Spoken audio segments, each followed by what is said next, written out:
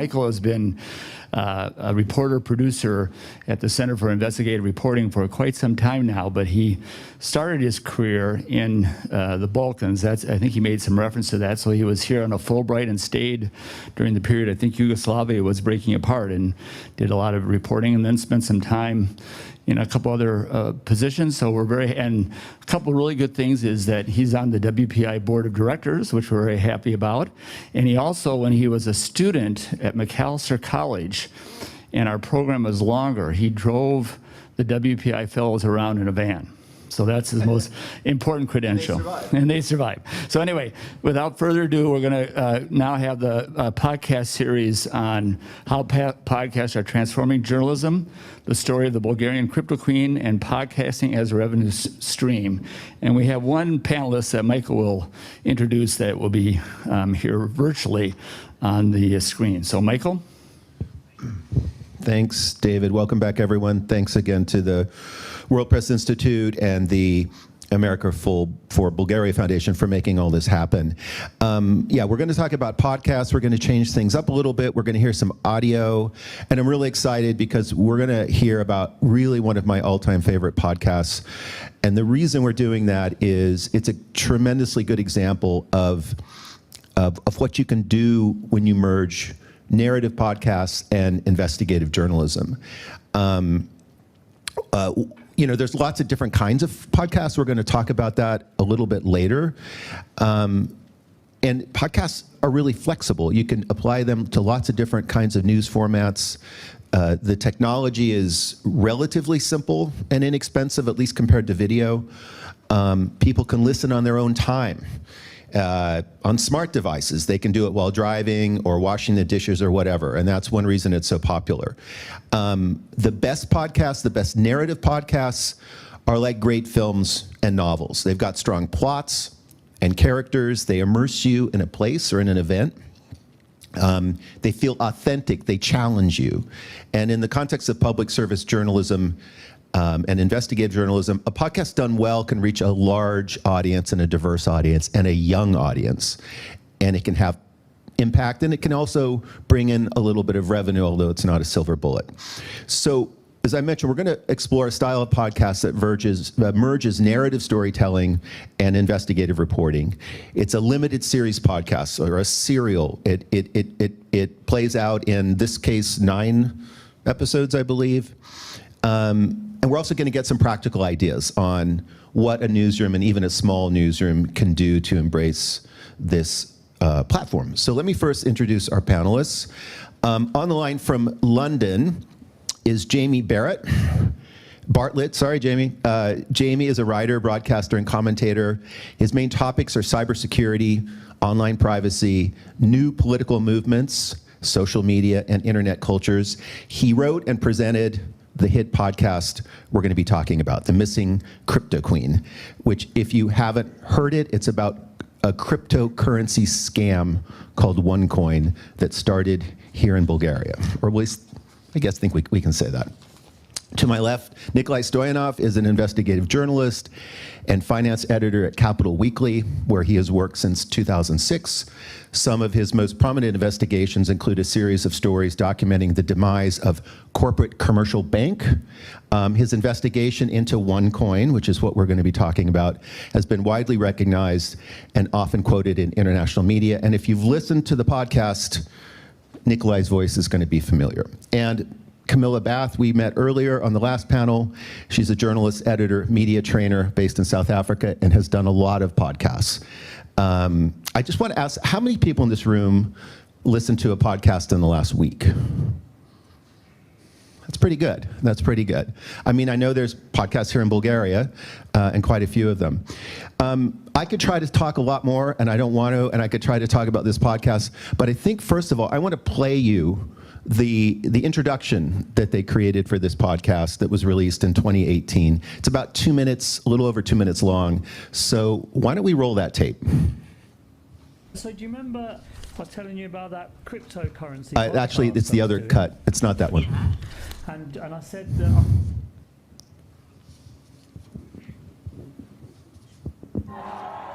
family. You're amazing, guys. Dr. Ruja promised to make the world rich through a revolutionary new cryptocurrency. I believe what makes us different is our vision. We are more than just one coin. We create the world around this coin. Within 2 years, she was packing out arenas around the world with believers who'd invested in her idea. It was called the Bitcoin Kira. Ruja Ignatova, she's an ingenious lady. Dr. Ruja started appearing at events all over the world, spreading the OneCoin gospel, arguing with bankers and gaining legions of devoted followers.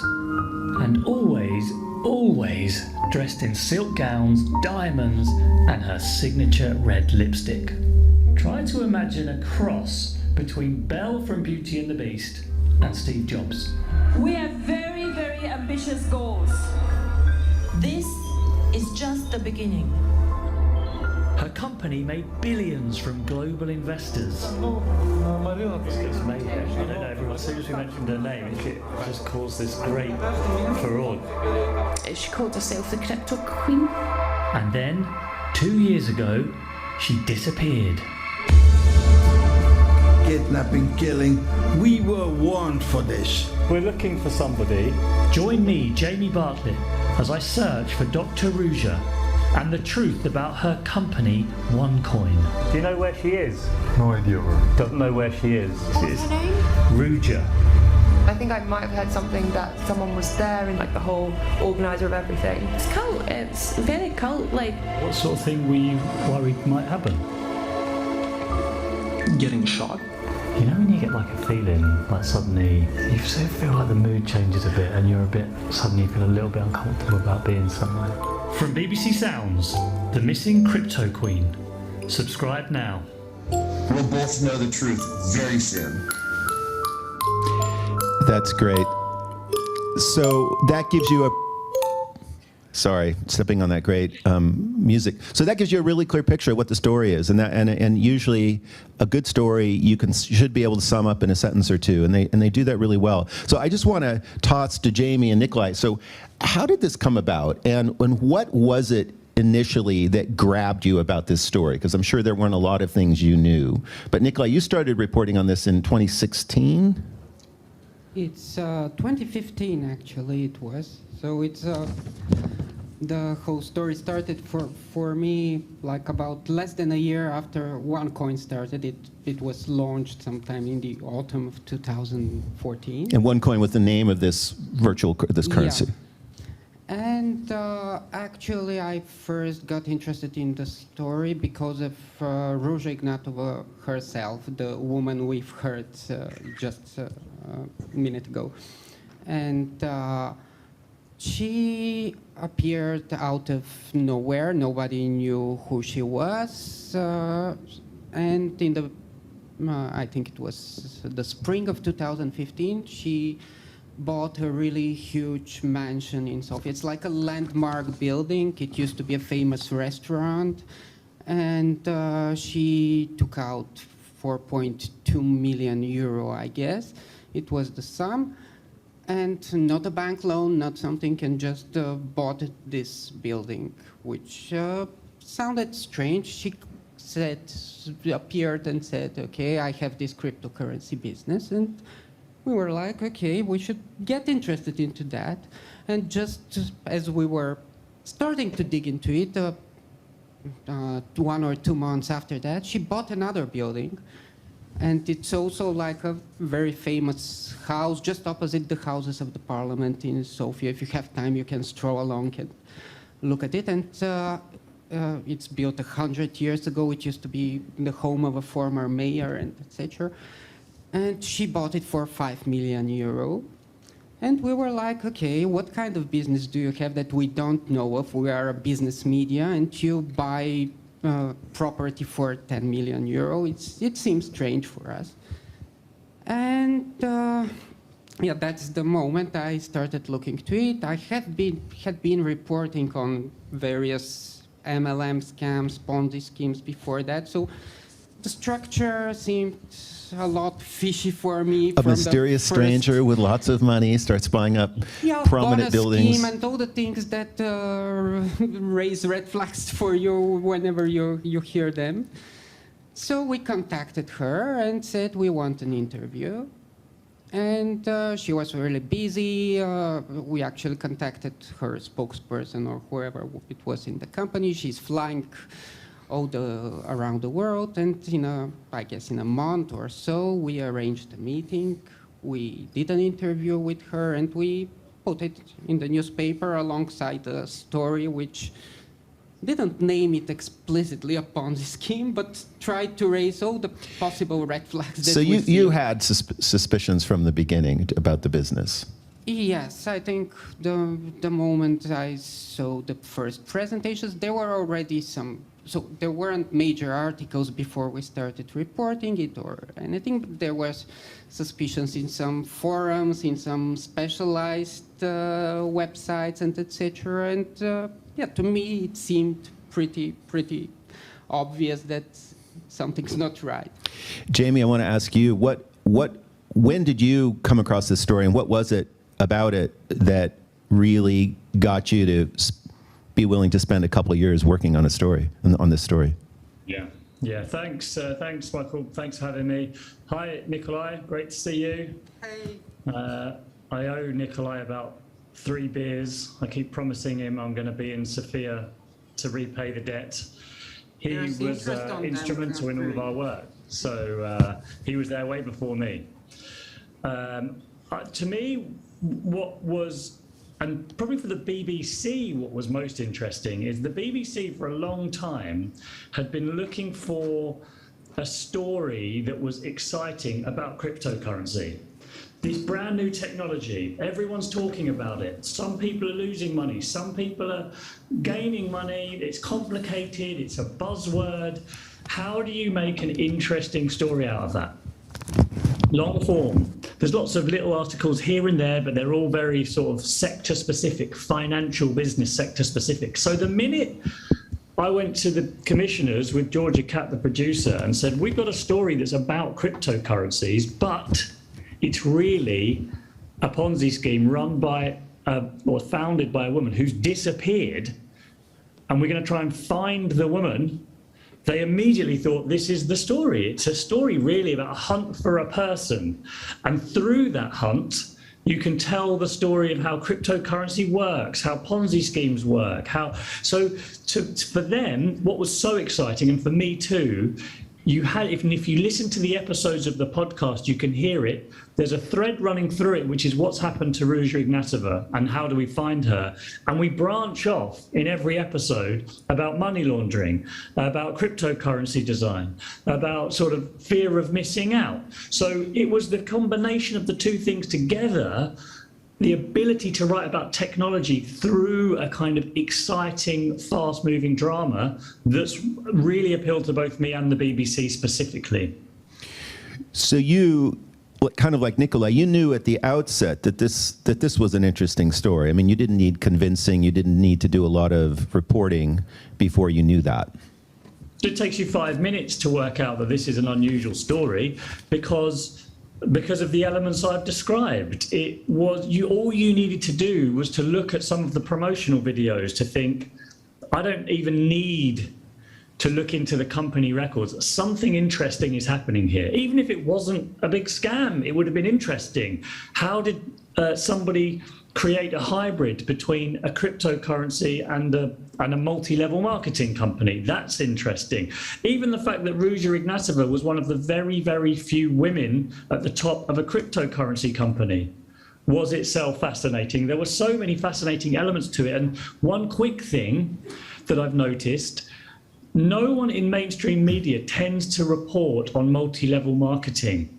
They think it's this weird little world of Tupperware sellers and Avon and Herbalife. But it's a huge world, and it's a fascinating world because it brings in human psychology and why do you believe in things and how do you convince people to believe your dream and the promise of getting rich quick. But it was kind of ignored by a lot of mainstream media. So there was also that element. I was fascinated by the multi-level marketing culture. It was so different to anything else I'd seen. And so one of the things that's, I think, is great about the podcasts and other good podcasts is it feels really authentic. We follow you in the reporting process. We hear you facing challenges, frustrations, and it makes it all the more interesting. And so I wanted to ask both of you, what were some of your biggest challenges in trying to do this story, separate from trying to find Dr. Ruja? Well, Nickolay, do you want that for Nickolay or for me first? Okay, well, I can go first. And for me, I think it was different than for Jamie because earlier on there was less information. So when I started reporting on it, and it was about two years before Jamie hopped into the story, and all right, yeah, hopped in, come on. Hopped in, yeah. You stole the world fame.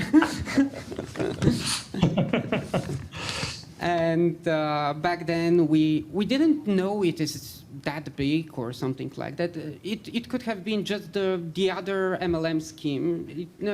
Every day throughout the world, tens of them pop in, pop out, and they take some money and disappear, and it's usually $1 million or $2 or nothing that spectacular, and that's why this is like a fraud. It is not something that media catch up because it rarely goes that big or become that famous or important, and yeah, I guess it was luck in the beginning because I ran into this story while, yeah, it might have been anything not that important. I followed it up several months after that to look what's happening. It's still alive.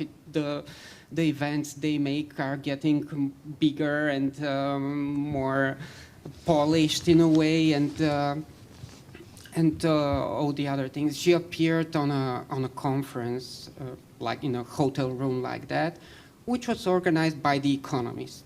And it's, wow, well, don't they look into that? And even before the conference happened, I sent them questions, and I said, okay, have you looked at this? And probably, yeah, we see it's your sponsor and etc. But you are endorsing something strange.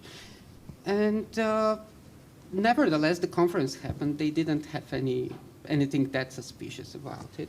And the logo of OneCoin was just above visas, for example. And it looked strange. Half the Bulgarian government was at that conference. It was like an East European meeting of summit, or I don't remember the whole name right now. So for me, it was a lot of digging into local registers and following which company changed hands and what happened like that. It wasn't something that you see that much, and probably that's why my reporting on it was a bit more fragmented. It's articles, follow-ups to the articles. It wasn't something that consistent. Or there are news that London police is investigating. You can, okay, we add a little piece of that. Then there is some change in the corporate structure. We're reporting that, and it's like 20 articles, which is like a patchwork of things. Jamie, what about you? I mean, you had to make a podcast as well, which is its own challenge. But you early on, we meet this woman from Scotland who ends up losing a fair amount of money, and people that she had encouraged to buy this currency also lose money. So there's a lot of emotion there. But in terms of the reporting, I mean, you eventually did someone got some real numbers that led you to be able to report that we were talking about $4 billion. What other challenges did you have? Well, I mean, I guess a lot of the people here are journalists. They understand there's a lot of the traditional problems about receiving leaked documents without being able to be certain about their veracity, legal challenges with a company that was operating in 175 different countries. So when you talk about it, some countries had sort of issued various warnings about it, others hadn't. You had to be kind of careful. We knew they had, maybe less so by the time we were on it, but very good legal teams that would be supporting them. A lot of complicated ownership structures that you want to be able to report on, but are so boring when you discuss it in a podcast that people will just switch off. So there was a lot of things that we would like, but the convenient thing about a podcast is you can kind of ignore some of that stuff. In an article, you have to be a bit more comprehensive. In a podcast, you commission some beautiful music, make it into a mystery. The challenge was we didn't always know the answers to certain questions because there was so much mystery surrounding it. But with a podcast, you embrace that. You make that part of it. We don't know yet. We're going to keep looking. We'll be back next week with more. And that was it. That turned what would have been a problem into an advantage, really, because people liked the mystery. You don't finish articles saying, hopefully I'll come back. Don't really know what's going on. Not sure, but you know, I might be right, I might be wrong. That wouldn't get you very far. Never end a story with time will tell, right? Yeah.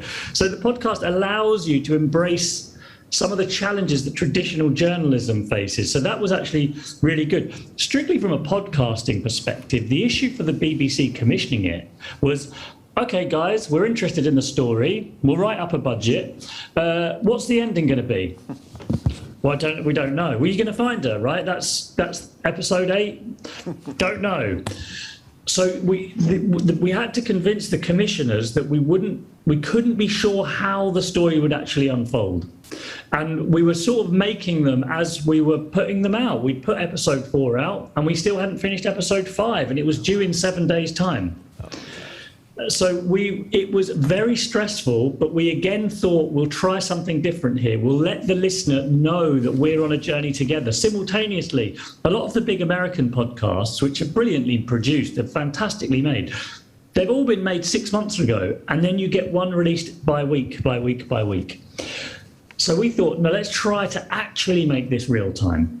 So we don't know what's in episode 7 either. And it's only going to be out in 3 weeks. So that was very, very stressful. And we had to really convince the commissioners that it would work and that people would enjoy feeling like they were on a journey with us.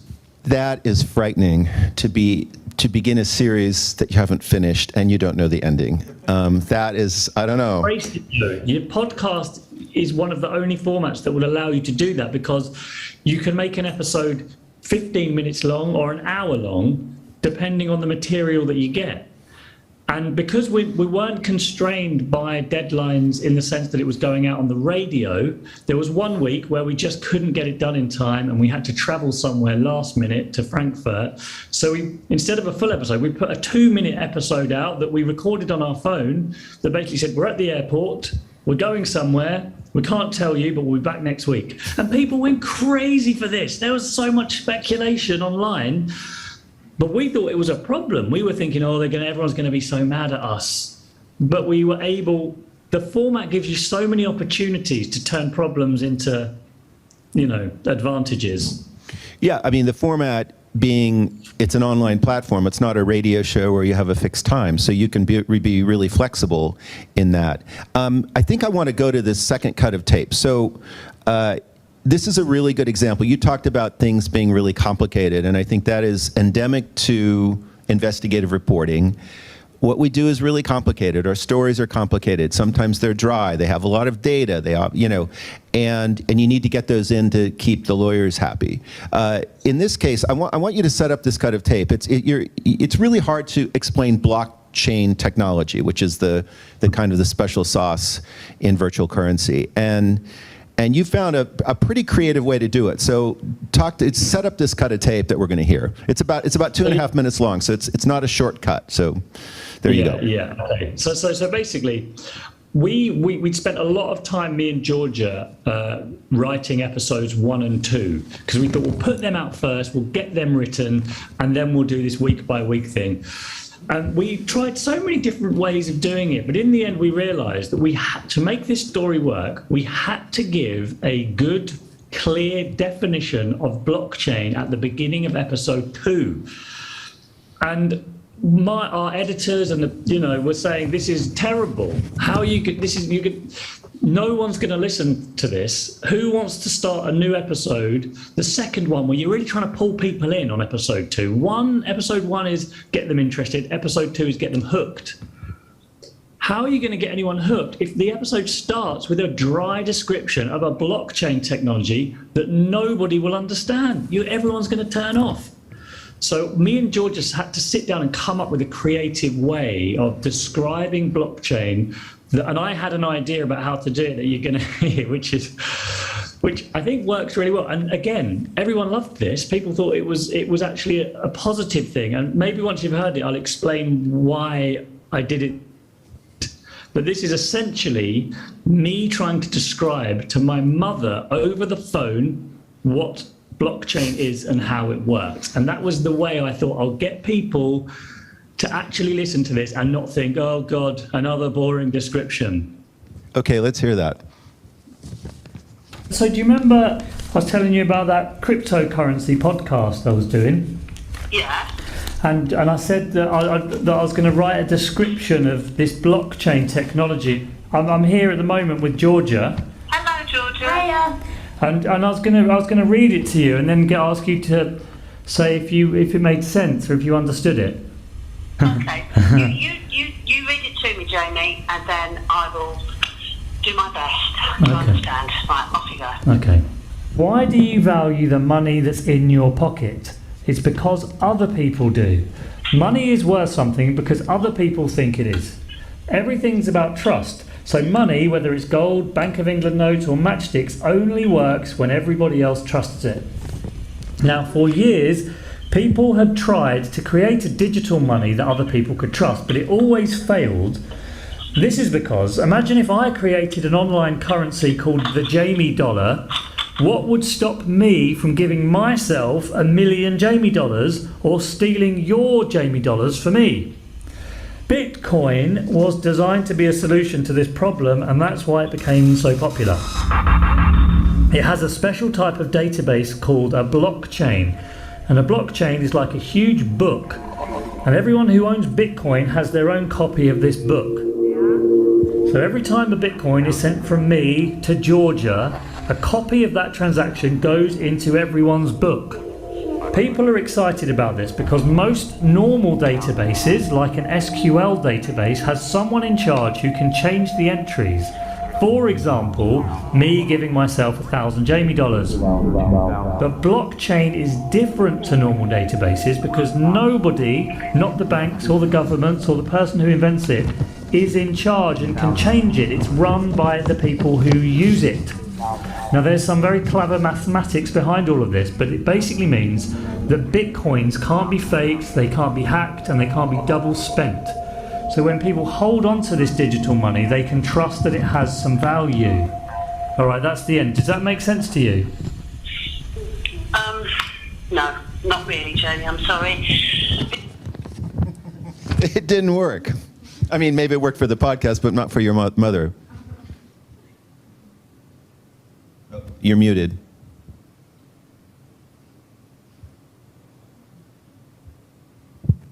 Unmute. Here we go. Oh, I'm back. Yeah. See, the thing is, what followed on from that is my mum asked some really good questions. So I knew she wouldn't understand what I was talking about. And that was the point. I wanted people to laugh at the end where she says, no, I just don't get it. I still don't get it. Because I knew a lot of people listening wouldn't get it either. But I wanted them to not feel bad. I wanted them to realize, you know what? His mum doesn't get it. I don't get it. Doesn't matter. What matters is it's important. So I now know blockchains matter for the story. And if there's a cryptocurrency without a blockchain, that's a problem. So I just really wanted to get that across in a humorous way and make people feel okay to not understand. And my her first question was basically, so can I spend it at the supermarket? Which is what 90% of people will probably think. And so she also says at the end, you should probably try again, Jamie. Probably try again and with a slightly better description, which got people interested, got them laughing, and then the story's moved on, and we're now back on it. So yeah, I had a lot of people saying that's a smart way to do it. And so the story goes on, and you have your adventures, and eventually you, I think through some sources, come up with a figure of $4 billion. Is that's correct? I mean, that's how much money you think was essentially stolen. It's very, very hard to calculate. Those numbers are based on partial figures, internal company documents. They tally up with what the FBI has estimated. I suspect it's slightly higher than that. One of the real difficulties, though, with these kinds of scams is how you calculate losses, because you also have the loss number of what people believed they held in assets.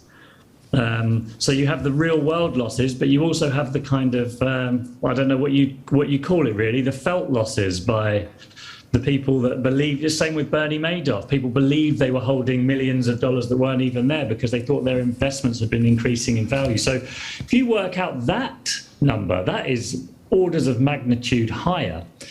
And the losses are hard to calculate with a pyramid scheme because a lot of the money invested went back to the sellers of the scam who were making good profits, and they were making money. So it's such a hard number, but again, with these kinds of stories, you need a number. You need something memorable that people can kind of grab onto and understand the scale of it.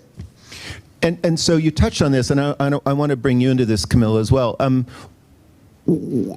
Identify the key differences between doing this story as a podcast and doing it, in a more traditional print way. What were the big advantages to doing it as a podcast series? Is that's for me, is it? Well, you can start, and then I want to hear from Camilla as well. I mean, there's many, and I've talked about some of them earlier about certain disadvantages working to your favor. One very obvious one is length of time. The 9 episodes we've got so far, and there'll be more, must account for at least 7 hours of, maybe 6.5 to 7 hours of footage now. And to write an essay that's 6.5 or 7 hours worth of stuff, I mean, nowhere prints that kind of length. Maybe every now and again the New Yorker, and that's it. So the ability to go into character development and put little clues in and have a real long story arc and go off on tangents that are interesting in their own right, which when you're written pieces, it's very hard to go off on a totally different tangent and then come back to the main story. But in a podcast format, you really can do that, as long as you've got a thread running through. So it freed you up to go into all these interesting subplots, sub-areas, talk about the religious element, talk about the money laundering, the cult element, all sorts of interesting little parts of the story that you could really elaborate on. But the other one is the ability to use audio footage. There was so much material on YouTube. Ruja giving talks, or some of the other fellow promoters talking about their lives and what they were doing and the promises they were making, because everybody goes to events with phones and videos them themselves. So because of the story was so emotional, the ability to use historic audio footage that's all available online, I think transformed the story, made it so much more compelling to listen to. That is one of the benefits of social media. Everyone having phones, everyone recording. I mean, there is a wealth of material for something like a podcast, depending on the story. Camilla, I'm curious your thoughts on that.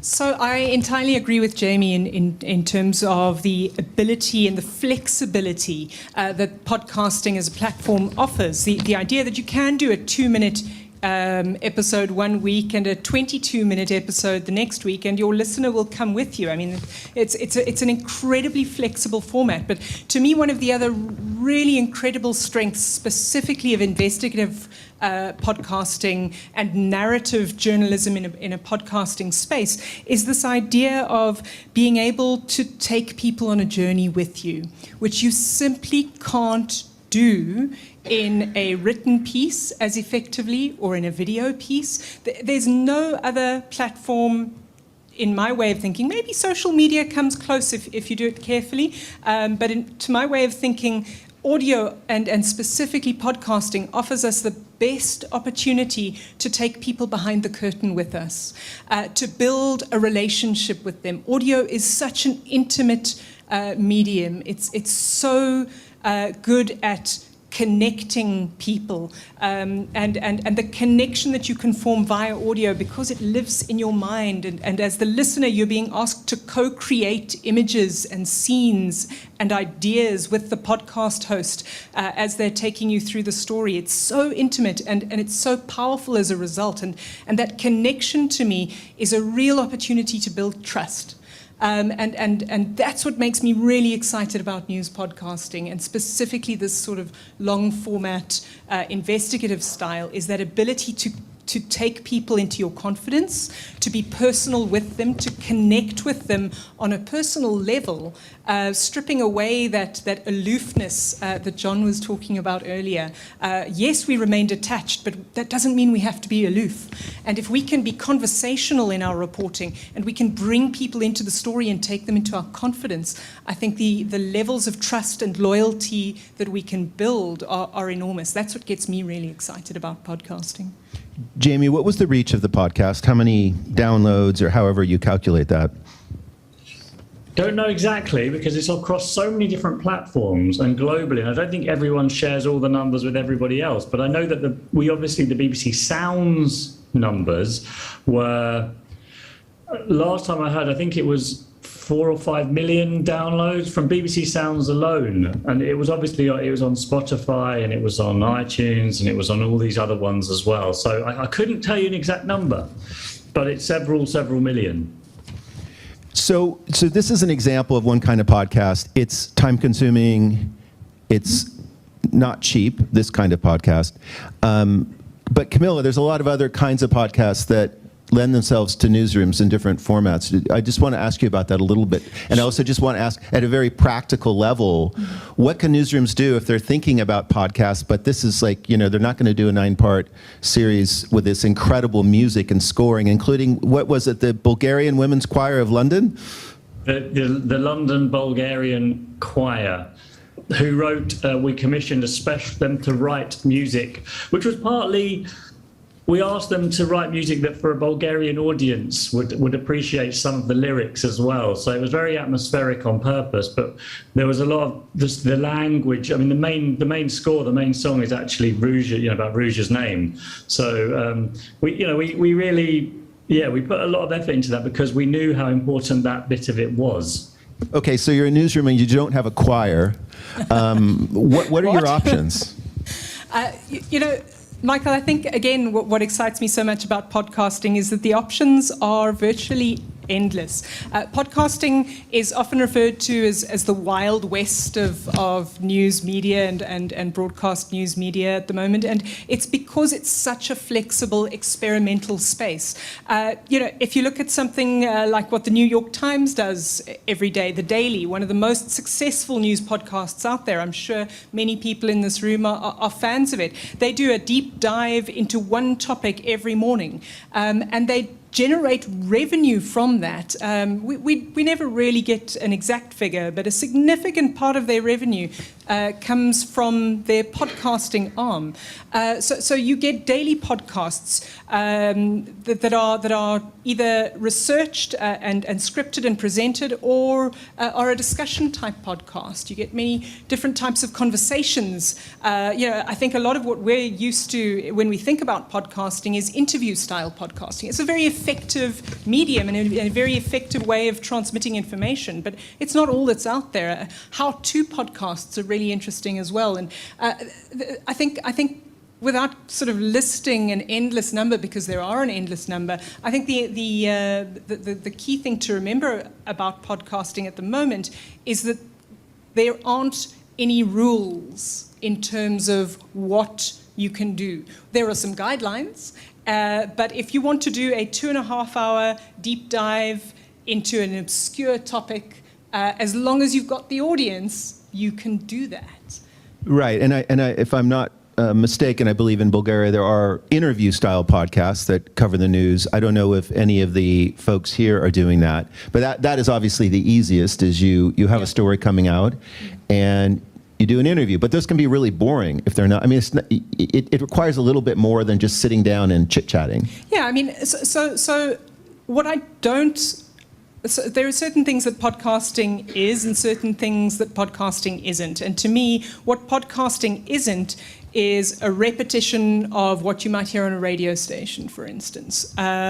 So if you have a radio station, we have a bad habit in South Africa of radio stations topping and tailing interviews that are done on a radio, live on radio, and then putting it up online and calling it a podcast. That to me is not a podcast. That's repurposing of content, right? Podcasts are very specifically on-demand audio. So you have a highly engaged audience. You have an audience who's likely, if they listen past 90 seconds, to listen to the end of your podcast. I think it's something like 85% of people will listen to a podcast to the end after a certain threshold. And so you do need to cater for those people. You need to remember that you're not dealing with a general audience. You're dealing with a very focused, specific audience who've opted into what you're talking about. And, you know, again, for a newsroom, why should they bother? It's a good question. So for me, the answer is twofold. Number one, we are seeing a resurgence of audio around the world. I mean, at the moment, we're up now to about 2 million podcasts worldwide. Some estimates put the number of episodes worldwide at around 48 million. And of the 2 million podcasts that have been created, around 37% of them are currently active. What does that mean? That they've published an episode in the last 90 days, right? So it's a very active space and it's a very lively space. But the real trick here is that the barrier to entry in terms of podcasting is coming down all the time. So it used to be that you would have to have incredibly sophisticated audio equipment, right? You'd have to have some means of broadcasting it. So you'd have to have a radio station or some means of reaching your audience. These days, the barrier to entry, both in terms of technology and in terms of publishing, is next to nothing. So it's cheap. And it's easy to do. And with a newsroom full of digital natives, you know, as Generation Z come in and take over the workplace, with a newsroom full of people who are used to operating on their phones, they're editing TikTok videos, they're using sound, they're sending voice notes, they're more familiar with audio than ever before. And being able to really introduce they are far more comfortable than the old guard of journalism in doing that. So the barrier to entry is really low, and you've got this generation who are super interested. And then, of course, with the rise of the smartphone, they're always connected. We're all always connected, and so that on-demand aspect becomes really important as well. Yeah, and I mean, what we've seen and a lot of other podcasts have seen is it's a much, much younger audience, the significantly younger, which is usually of interest to advertisers or underwriters. Jamie, I want to ask you, why is that the case? Why? I mean, I'm sure you found this with the podcast queen, Missing Cryptoqueen, but and you probably have a huge, diverse audience base. But what is it about podcasts, these kinds of podcasts, that are attracting a younger audience? I don't really know the answer to that, but I can say that almost there's a sort of backlash against the idea of social media driven, short, snappy, catchy, clickbaity articles. And somehow I think there's been a slight sort of turning off some of that culture and embracing longer form, more thoughtful. I never would have imagined that millions of young people would listen to 6-hour-long interviews by Joe Rogan, but now it's fairly routinely done. And I think absolutely, as the barriers to entry come down and the quality of the product is going up and up and up, it just makes more sense. And I think these things, they absolutely agree about the intimacy of the platform, of the format, makes a huge difference to people.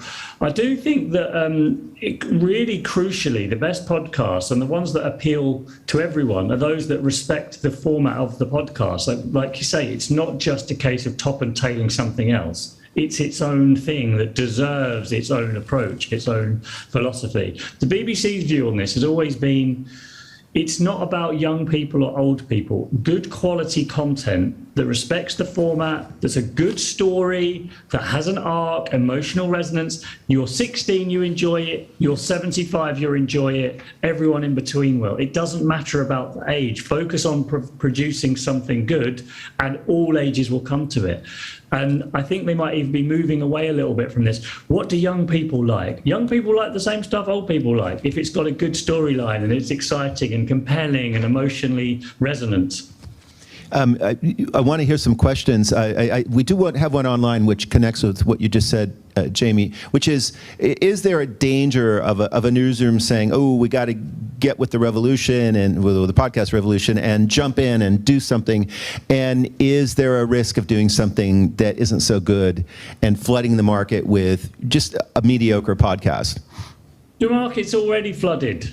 Wouldn't worry too much about that. I mean, you experiment with these things, and I think part of what podcasts allow you to do is to be open. And we tried to create the style of our podcast so that we took, as you've already heard, we took people behind the curtain. This is how we're going to work. This is how we're going to operate. We're going to make mistakes.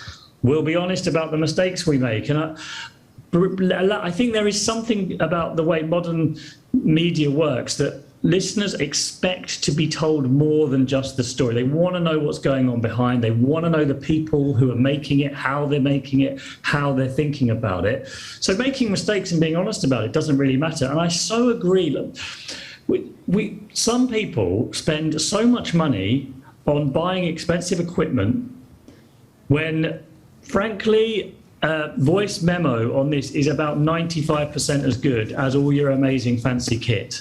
And if you've got good music behind, and there's a lot of good free music you can use, it's the same. It's as good. So you can cheaply experiment. You don't need to spend a lot of money experimenting, and it's definitely worth a go. If I could add on to that, Michael, the other thing that I would say is, when we think about podcasting, to me, it's the same discussion no matter what the medium is, and that we have to, as journalists, always remember to think content first. So rather than trying to fit a square peg into a round hole and saying, oh, we need to do a podcast, everyone's doing it, let's do a podcast. You want to look for opportunities where a podcast is the best medium to tell a story. It's about the story, it's not about the medium. And podcasting offers an amazing platform for certain types of stories, but it's not for everything. And I don't think we need to ram it down people's throats. It's not podcasting for podcasting's sake. It's not innovation for innovation's sake. It's what is the best medium to tell this story. And if your story is something that can live in audio, if you've got the tape, if you've got that cinematic quality that we can bring to narrative journalism on a podcasting platform, then by all means go for it. But I don't think we need to force the issue either. All right, Jamie, I'm going to put you on the spot, and I know that you're going to tell us, okay? And it's the question everyone here has, which is, Kde je Dr. Ruja? Where is Dr. Ruja? Where do you think she is? Why don't you ask Nickolay first? And Nickolay, then, please. You can tell us. I looked around the room. I don't see her. I don't know. Is she in your basement, Jamie? Oh dear. You know, I obviously am not going to answer that because I don't have an answer. One of the most, I have something of an answer, but I couldn't tell you guys right now. Maybe I'll chat with you, Nickolay, afterwards. But I think the important thing about the podcast was something we had to embrace the possibility that we weren't going to fit, the story wouldn't finish with us finding her. So don't assume, because of the way it's about a journey, you don't need a clear resolution at the end. It's okay to have said, we failed, but hopefully the sort of journey you went on as we tried to figure this out was enough. to keep you involved. That was the story. You learned a lot through that, even if we didn't get this final resolution. But you wouldn't be doing a new season if you didn't have something juicy. I'll tell you another thing. The BBC, I keep mentioning the BBC big bosses because they're easy to blame.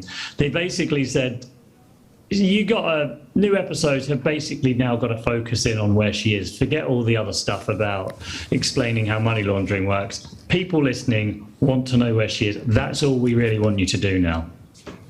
I've got more questions, but I want to see if anyone in the room has any questions for any of our panelists. We've got a couple of online, but for those of you who have listened to the podcast, anything that you want to ask about? Well, while we're waiting, I've got one. There were a lot of surprises in this podcast, which you spoon out very carefully. What was one of the biggest surprises for you, Jamie? Yeah, there were. I suppose that the first thing was I struggled at the beginning to believe that this scam could be as big as people claimed because of how little I had heard of it. But when I went to the small village in Uganda, and it took a lot of organising, of course, and was quite a scary trip, and I found small villages where everybody in the village knew Ruja Ignatova's name, and loads of them had invested in OneCoin, and it had gone from Sofia. I mean, it's a Bulgarian story, but it's a global story. Ruja Ignatova was a German citizen as well, German passport holder. Co-founder was Swedish and British. It covered the globe. As we got really deep down to the bottom of the pyramid, and you'd see how many people had really invested in this, I couldn't believe. I just couldn't believe it. But it made the whole story make sense. And then, of course, every now and again, one of the things we tried to do to bring listeners in was to ask at the end of every episode, get in touch with us if you've got any clues, any tips, any sightings, any information, and we'll try to investigate it. And we got all sorts of stuff. She's living in Buckingham Palace with the Queen. She's on Vladimir Putin's private yacht. Da, da, da, da, da, da, da. So it was interesting, but we were pulling in clues. But one of the funny things was that OneCoin HQ in Sofia started making hit videos about me, sort of insulting me, saying I wasn't a real journalist, that I was stupid, that I'd made all these mistakes. But because we were doing it week by week, we were able to take their videos and then include them in some of our episodes to kind of poke fun back at them again. So seeing that and being able to integrate it into the episodes, I wouldn't say it was the most surprising thing, but I'd never done anything like that before. So that was really fun. We could kind of be a bit playful with it. That was really interesting. No, that's the kind of authenticity that I think a lot of people like, or I think it is honest and it feels honest, that you're sort of poking fun at yourself in a way. One thing you explore is why people essentially put their faith in this fraudster, and did people's gullibility or willingness to do that surprise you? The one thing I sort of conclude, and it's always good to try to boil things down into simple ideas, the one thing that surprised me there was the power of one psychological trait we have, which is the fear of missing out. If I could boil all of these different things down into one reason so many people went for this, it was the fear of missing out. Bitcoin had made people millionaires. I missed the boat. This is my chance. And the power of that single fear overrode regulator warnings, the impossible business models, ludicrous marketing materials, absolutely insane promises. All of that could be dismissed and ignored because of the fear of missing out.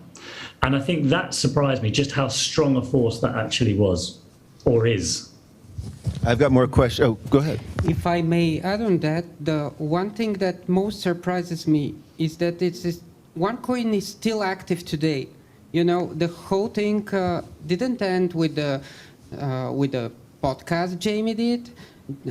It didn't end with the court cases in the U.S. Rosa's brother is arrested, and he has collaborated with the U.S. prosecutors. He basically says, I did all these things. I was involved in a scam. And now there is, from a few days, there is an ongoing court case in Germany as well. And still, probably not in US, probably not in Europe, but it is still active in a way, not the same people. Other people have jumped on this train, and they're still kind of milking this cow to the last. There are still people at some places in the world who are still giving their money for that, even though they can Google it, the Wikipedia page of OneCoin would say a possible Ponzi scheme, but no, it is alive. You visit their building here in Sofia. That's not still their HQ. That's not still. It is still there. It's not so on the first floor there was like a showroom. It is not functioning, but people are entering the building from time to time. And so it's active in a way. I don't know how many people. According to the registers here, the Bulgarian company, which is kind of operating OneCoin, because it's we are speaking it as one entity, but it's actually companies all over the world. But the Bulgarian company has like 20 employees or something like that, still running. Any questions? Okay, I'll keep asking. Obviously, from a journalism standpoint, we see the global reach. We see another example of how the internet, the dark side of the internet, I guess. What about more nuts and bolts regulatory failures here, Jamie? Is that important? I mean, journalistically, that would be a big question. Talk about that a little bit. Very difficult. The one problem, I suppose, when you're working on an unfolding story is how unwilling the authorities are to speak to you.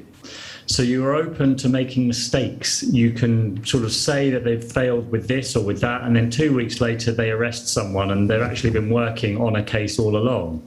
So that was always part of a problem. The City of London police dropped their formal investigation into OneCoin one day before our first episode aired, which the promoters of OneCoin used to discredit our work. It was very frustrating, and I sometimes wonder whether the police knew our report was coming and sort of, I don't know why, the timing was so terrible.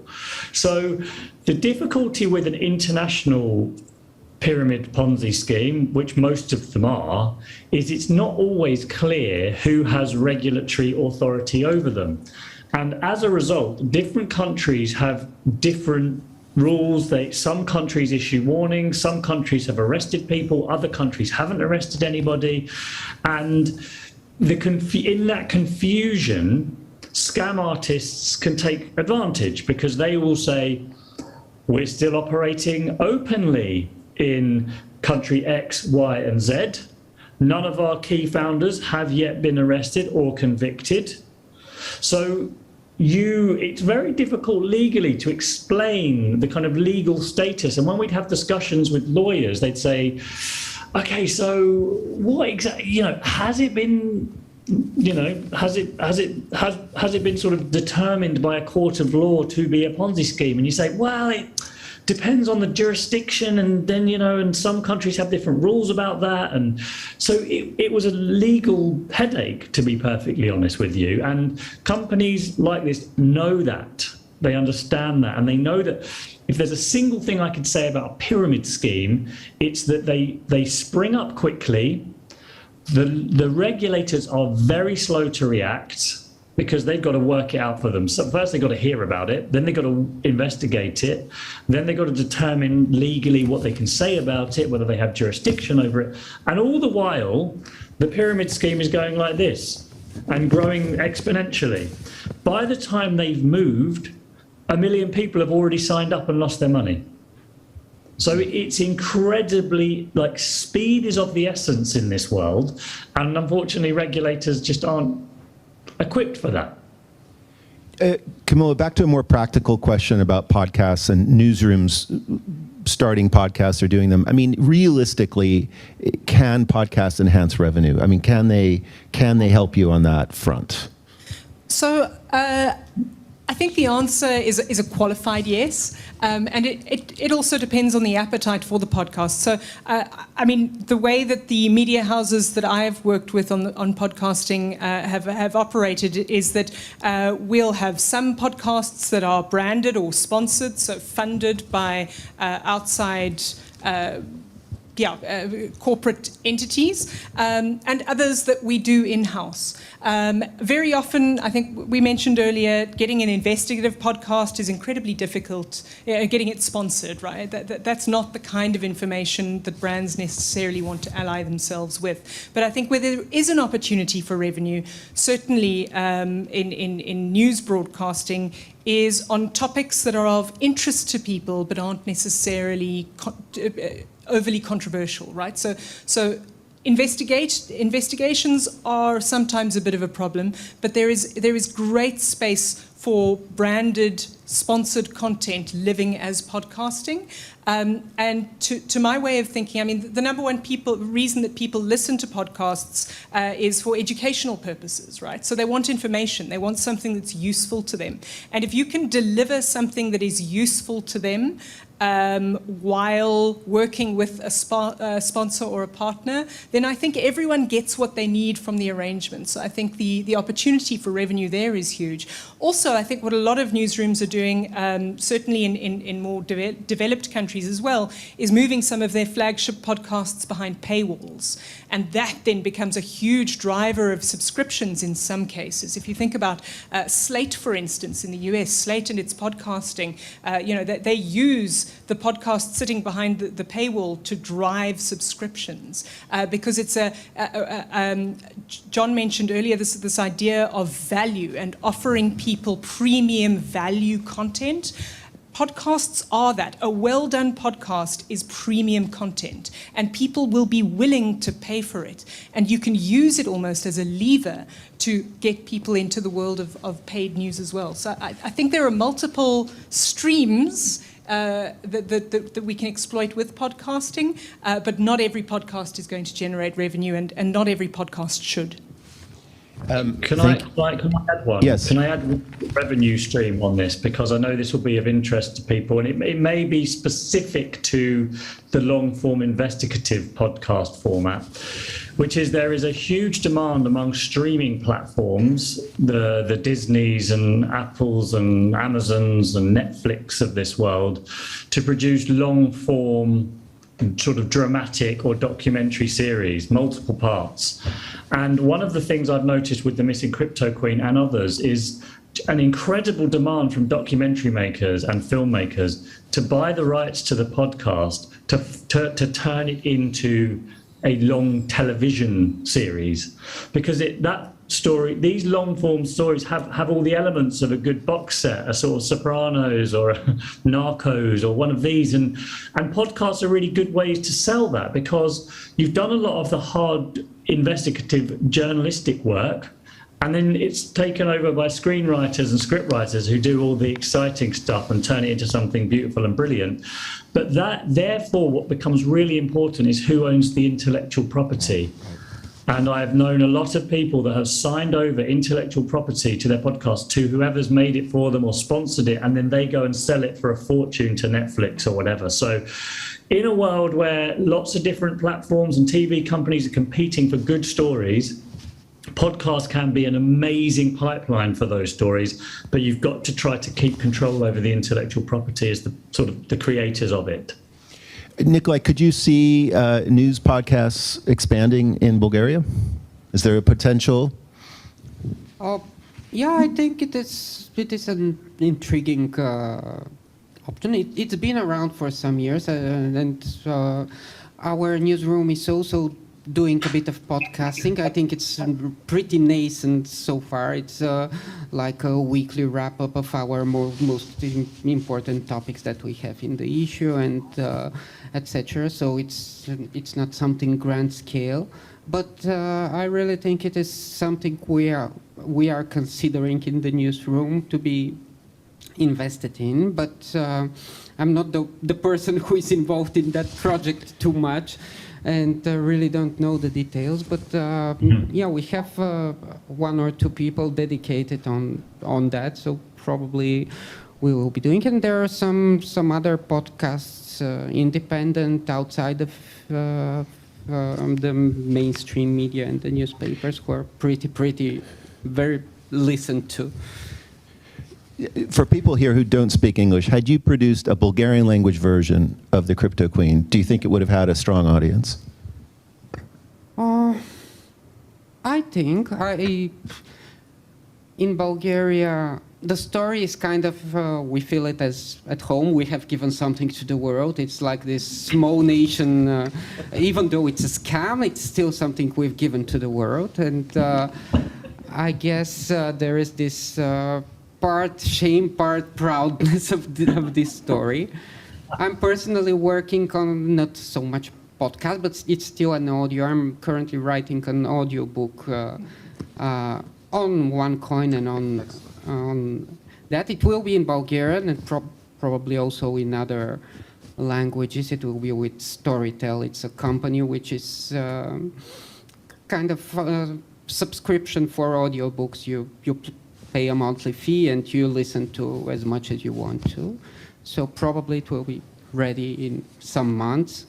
And I think, and they specifically demanded for me to write it in Bulgarian and to be firstly in Bulgarian and then next probably translate it into other languages if there is demand. So obviously they see potential in that. So I think the story would have been interesting in Bulgarian as well. If I just want to ask this one question. We're running out of time. Jamie, for you, possibly for you, Nickolay. It's something I hadn't thought of, but it's a question we received, and I think I'm understanding it right. Some people say any publicity is good publicity, even negative publicity. So is it conceivable that people heard about this currency on your podcast and invested in spite of everything you were saying about it? Is that possible? Oh, don't say that. Well, the thing is, the reality is that I did see cases of OneCoin promoters selling OneCoin, saying, as featured on the BBC, with a picture of Rouge's, with the artwork we created, with this kind of Missing Cryptoqueen, as featured on the BBC, world famous cryptocurrency. So in the end, scammers will take advantage of any possible way they can try to look legitimate. And if that means as featured on the BBC, yes. So I'm sure some people did. I only hope that that was outnumbered by, and I know people who've done this, who've been thinking about investing in another similar scheme, and their friend said, you know, you should listen to this podcast I heard before you do, and that's persuaded them not to. You got to remember, I have people coming up to me. I'm so intimate with the story, but people who come up to me that loved the podcast, listened to it a year ago, but their understanding is, oh yeah, this woman, and she like ran off with everyone's money. It was like Bitcoin, but she disappeared. But the level of sort of retention of the story that people have is so minimal. They'll just about remember it was a missing woman who disappeared with all the money. So you've got to make it so sort of clear and simple as a single story, understanding people don't know the detail like you do. But I hope that what we achieved, and this is why the BBC partly funded it, was it educated some people into being slightly more skeptical about get-rich-quick schemes. That was the main idea for them, really. And so I hope, on balance, we did that. I think you did. Yeah, to add on that, I don't think that anyone would have specifically invested in OneCoin after this, but probably it would have been a tutorial for future scammers. Okay, that's how it's done. So probably I should listen to that and come up with something like that. To understand what went wrong, so you can not make the same mistakes that Dr. Rouge made. True. That's true. That's true. Yeah, the current wave of crypto MLM hybrids are slightly smarter, slightly wiser, slightly better designed. Well, on that note, I want to thank all of you. It's a great podcast. And Jamie, thanks for joining us from London, and Camilla and Nickolay. Thanks very much.